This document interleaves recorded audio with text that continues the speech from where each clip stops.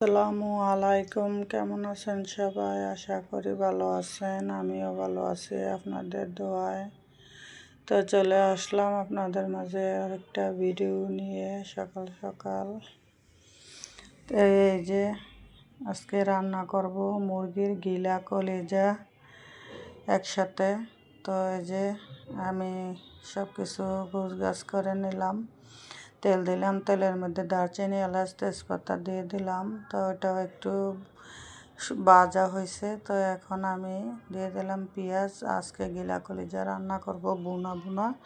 এখানে আমি কোনো আলু টালু অ্যাড করব না, এখানে শুধু গিলা কলিজা বুনা বুনা করে রান্না করব। এই যে আমি ধুইয়া চালনিতে পানি ঝরতে দিয়ে রাখছি। তার এখানে আমি এই যে পেঁয়াজ টিয়াজ বাজতাছি। তো এখন দিয়ে দেব আদা রসুন বাটা একসাথে আমি ফ্রিজে রাখছিলাম বাইটা ব্লেন্ডার করে। তো এখানে দিয়ে দিলাম আমি আদা রসুনটা একটু ভাজা হইলে তারপরে আমি এখানে দিয়ে দিব সব মশলা। তো এখন চুলাতে বেশি একটা গ্যাস নাই। তো আমি এখন পেঁয়াজটা বেশি লাল হইতেছে না, এই জন্য অনেকক্ষণ ধরে ভাজাভাজি করতেছি। তো এখন মশলা দিয়ে দিতেছি, লবণ দিয়ে দিলাম, দিব হলুদের গুঁড়া, তা দিব মরিচের গুঁড়া, হলুদ মরিচ সব কিছু দিয়ে দিব এখানে, ধনিয়ার গুঁড়া জিরার গুঁড়া সব কিছু।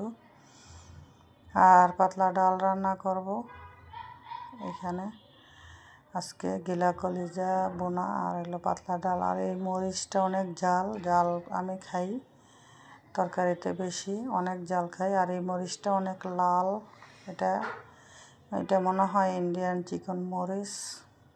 তাই এই যে পিছনে দেখলেন আমার মেয়ে সাবান নিয়ে গেল হাত মুখ ধোয়ার জন্য।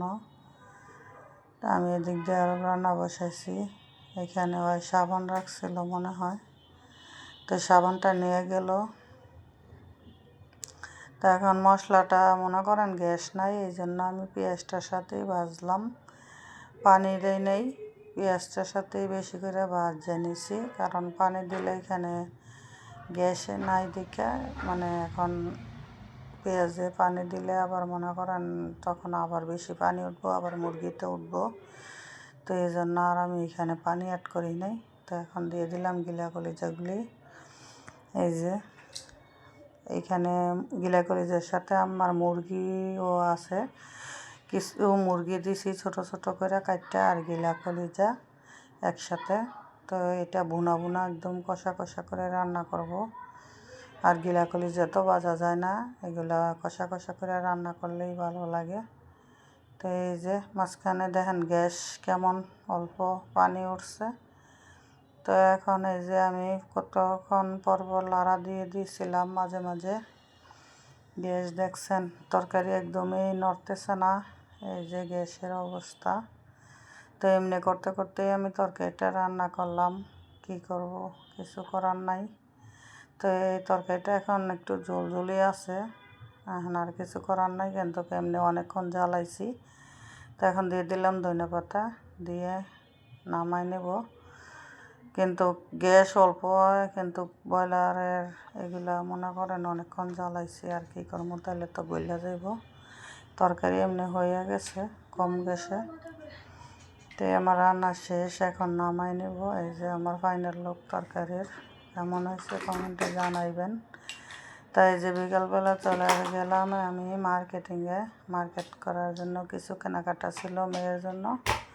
তো কেনাকাটা করে নিয়ে আসলাম আমি। এই যে এখানে আমার বাসার পাশে গায়ে হলুদের অনুষ্ঠান, রান্নাবান্না করতেছে, তার একটু ভিডিও নিলাম। তো ভিডিওটি যদি ভালো লাগে সবাই আমার পাশে থাকবেন, আমার জন্য দোয়া করবেন। আল্লাহ হাফেজ।